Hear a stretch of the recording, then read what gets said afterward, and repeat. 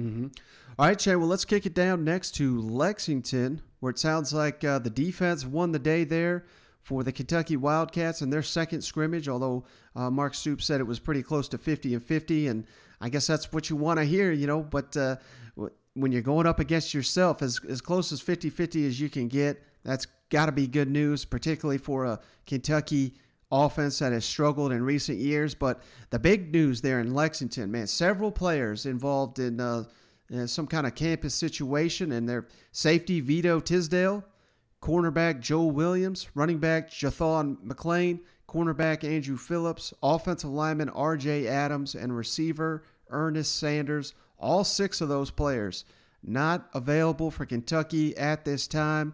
And according to the allegations, there was some kind of frat party and fisticuffs, and there's charges. So, we'll get to the bottom of that when all the legal battles are done here. But not great, man. Now that you got half a dozen players here out for Kentucky.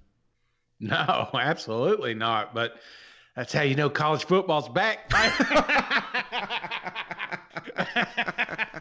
And maybe Kentucky, they really are climbing the SEC. You know what? When you start getting these allegations. Man, trust me, I hate it. I hate it when it happens to our team.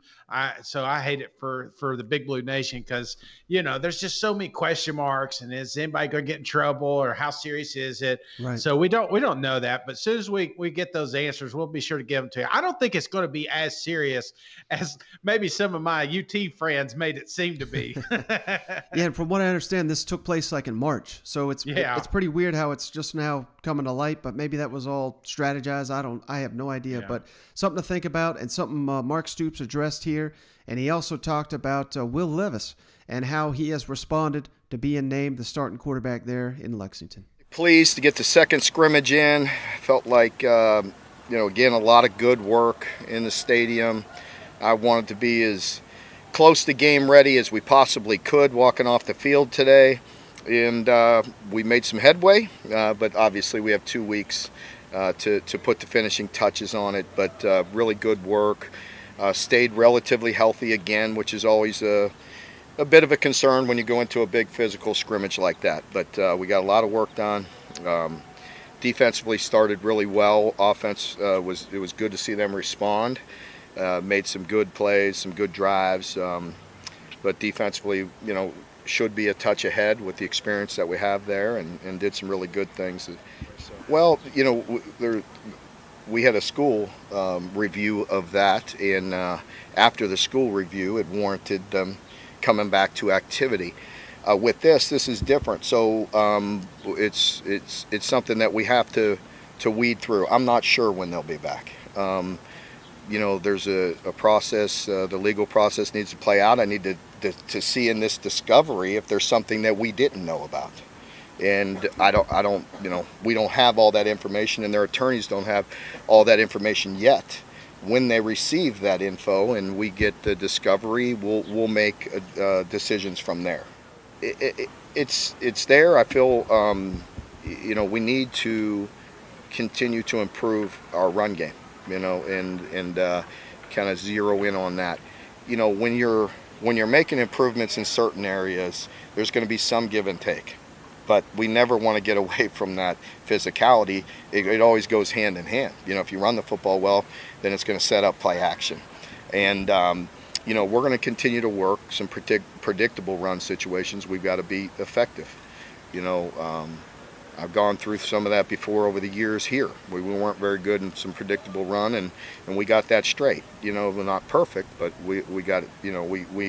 We improved. And right now, there's some things that we still have to hone in on. I think it's it's one thing it does is it cleans up reps. And for him being in command of the huddle and the getting on the same page with the receivers and all that, I saw some improvement. Yes. What do you make of his celebrity? I don't. I got other things on my plate. You think that's funny, Lon? Yeah.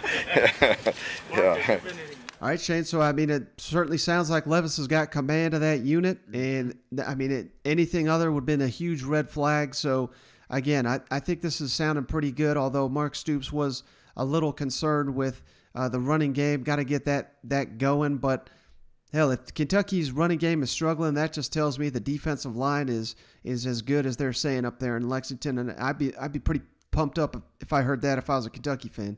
Yeah, pretty pumped up. But I love my offensive line. I mean, I've been pumping them guys up. So I like when I need those 2 or 3 yards, I know my boys are going to get it. So, hey, those are some Titans battling up there. I wanted to ask you though, I've listened to this clip a couple times. What was he talking about there at the tail end with the, I didn't quite catch that.